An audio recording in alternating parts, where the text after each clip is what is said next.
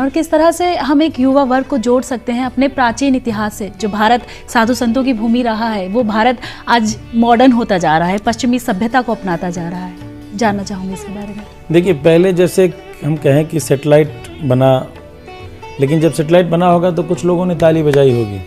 जब आज उसकी उपयोगिता हमें दिखी है तो फिर हम सभी उससे जुड़े हैं और हम सभी चेष्टा करते हैं ज़्यादा से ज़्यादा टेक्नोलॉजी की सैटेलाइट बने।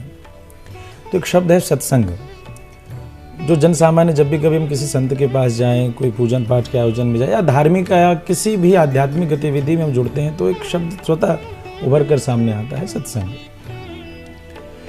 सत्संग में एक इस संसार की पीड़ाओं की चर्चा करना या इस संसार को दुखप्रद बता देना, यहाँ तक करने के कारण दिखता एक जगह हम भ्रमित होते हैं कि क्या हम सवेरे से शाम तक जो अन्य अन्य प्रकार के प्रयास कर रहे हैं और कई प्रकार के अध्ययन कर रहे हैं, कई प्रकार की क्रियाओं कर रहे हैं, क्या ये सभी व्यर्थ जा रही हैं?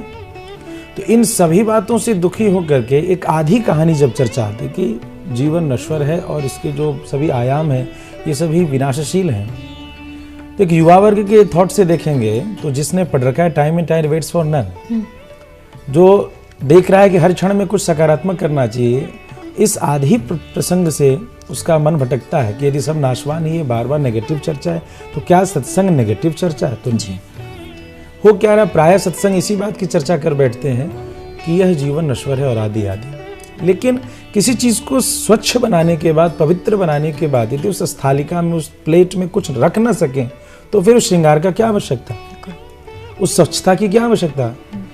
अब आवश्यकता है कि स्वच्छ हो जाए तो करें क्या? इसके लिए हमारे आचार्यों ने एक उपदेश दिया है, सत्संगा भवन स्पृह गुरुमुखा शीशम प्रबद्यात्मान प्रारब्ध्यम परिभुज्य कर्म शकलम प्रक्षीण कर्मांतर न्यासादेव निरंकुशेश्वर दया निर्लून मायान्वयो हार्दा अनुग्रह मध्य लब्ध धमनिर द्वारात बहिर्निर्गत।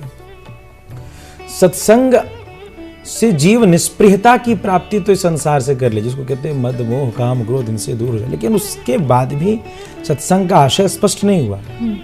गुरुमुखाद, यहाँ आवश्यकता ये दे दी गई कि किताबों से, पुस्तकों से पढ़ने सत्संग नहीं होगा। गुरुमुखाद, गुरु की अत्यंत आवश्यकता है।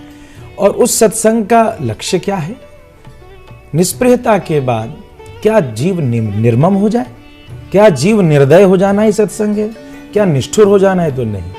श्रीशम प्रबद्यात्मान, भगवान श्रीपति, भगवान लक्ष्मी नारायण की प्रपत्ति को यदि वो प्राप्त करता है तब उसके कई जन्मों के प्रारब्धों का नाश होके अन्य जन्मों में आने वाले कर्म का नाश होता है। तत्पश्चात उसकी जीवात्मा ऊर्ध्वोत्तर गति की होकर के परम मोक्ष की प्राप्ति को करता है। अतः आशय यहाँ ये शंका इस बात की है कि हाफ फेज की चर्चा हम सभी कर रहे होते हैं कि हमें स्वच्छ रहना, अपने दोषों को, दुर्गुणों को दूर करना है।